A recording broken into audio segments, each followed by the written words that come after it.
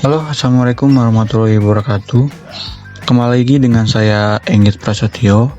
Kali ini saya akan sedikit menjelaskan komunikasi nonverbal. Lanjut, apa itu sih komunikasi nonverbal? Jadi, komunikasi nonverbal yaitu penciptaan penukaran pesan dengan tidak menggunakan kata-kata yang diucapkan ataupun dituliskan.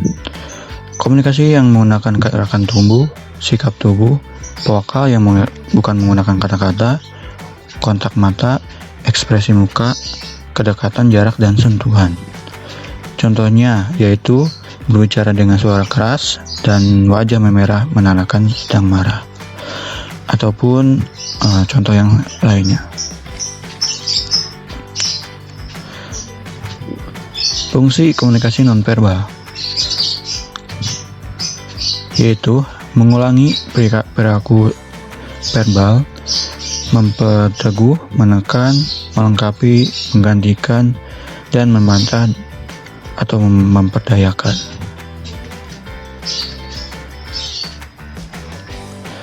Pesan nonverbal, gerakan tangan, gerakan kepala. Jadi yaitu postur tubuh, posisi kaki, ekspresi wajah, tatapan mata, sentuhan, perabahasa, busana, dan lain-lain.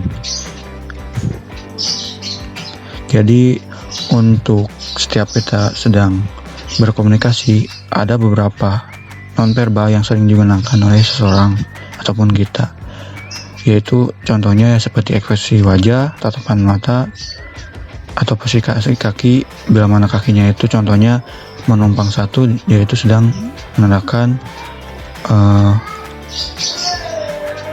kalau bahasa Sundanya itu cangkel. Lanjut, memahami pentingnya komunikasi nonverbal. Komunikasi ini dapat menjadi efisien ditinjau dari sudut pandang pengirim dan penerima. Anda dapat menitipkan pesan nonverbal bahkan tanpa berpikir mengenai hal itu. Dan penerima Anda dapat menangkap artinya secara tidak disadari.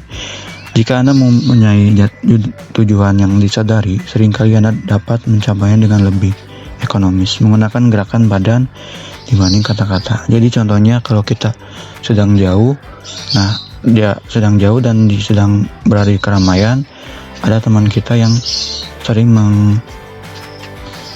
memanggil itu tidak menggunakan kata-kata atau verbal ya, menggunakan non-verbal dengan tangannya yang diangguk-angguk kesini gitu. Biasanya kan suka digunakan. Nah, itu salah satu komunikasi yang sangat efektif untuk memanggil teman kita yang sedang berada di keramaian tanpa menggunakan verbal yaitu teriak-teriak. Lanjut, cara memperbaiki keterampilan komunikasi nonverbal. Tersenyumlah dengan tulus, waspada bahwa orang mungkin memberikan petunjuk nonverbal palsu. Jagalah jarak yang wajar dan gunakan sentuhan hanya jika memang tepat menghormati status dengan kontak mata. Anda gunakan jabat tangan dengan sesuai dengan kepribadian dan maksud Anda. Lanjut, nah ini adalah beberapa contoh ya komunikasi nonverbal. Kita bisa lihat dari beberapa gambar seperti ini. Ini menandakan, seperti kita ketahui, menandakan sedang kebingungan. Ini sedang menghayal. Ini sedang mengatakan tidak. Biasanya ini dibarengi dengan mengatakan tidak. Dan beberapa lagi contoh yang lainnya. Seperti ini, sedang memperhatikan dengan serius. Ini dia berekspresi terkejut. Nah, yang lainnya seperti dalam gambar ini. Ini seperti, ini contoh bila mana kita sering berisik, biasanya dipakai untuk diam ya ini. Tidak berisik. Lanjut. Nah, komunikasi nonverbal lainnya yang sering digunakan yaitu bahasa isyarat. Ini adalah beberapa contoh dari bahasa isyarat. Biasanya digunakan oleh orang-orang yang ada kesalahan dari pendengarannya. Nah, jadi kesimpulannya, komunikasi nonverbal disebut dengan bahasa tubuh. Komunikasi nonverbal adalah proses komunikasi di mana pesan yang disampaikan tidak menggunakan kata-kata. Contohnya ialah menggunakan gerak isyarat seperti tadi ya. Seperti beberapa contoh tadi, tangan itu gerakan isyarat. Bahasa tubuh, ekspresi wajah dan kontak mata. Penggunaan objek seperti pakaian, potongan rambut, dan sebagainya.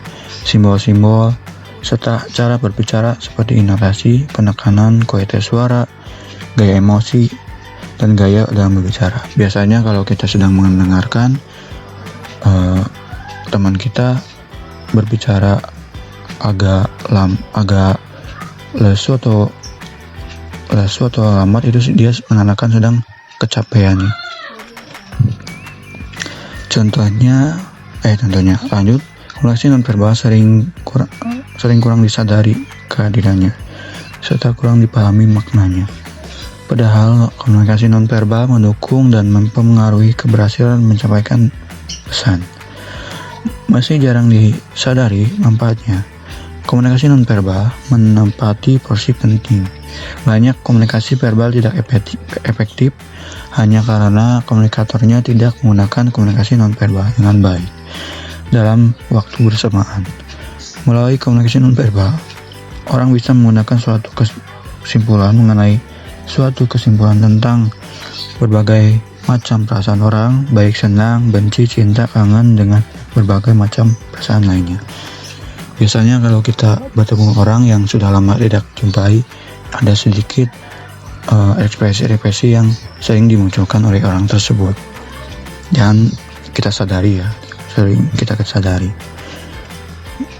Nah, untuk benci pun kita sadari bahwa orang tersebut mukanya agak cemberut atau gimana ya, atau gak lihat kita gitu. Rasa cinta, orang yang sedang ada cerita, kita bisa sering kita jumpai bagaimana tampak mukanya seperti apa. Ya, sekian dari penjelasan komunikasi nonverbal yang saya jelaskan. Mohon maaf bila ada kesalahan atau tutur kata yang kurang jelas. Sekian, terima kasih. Wassalamualaikum warahmatullahi wabarakatuh.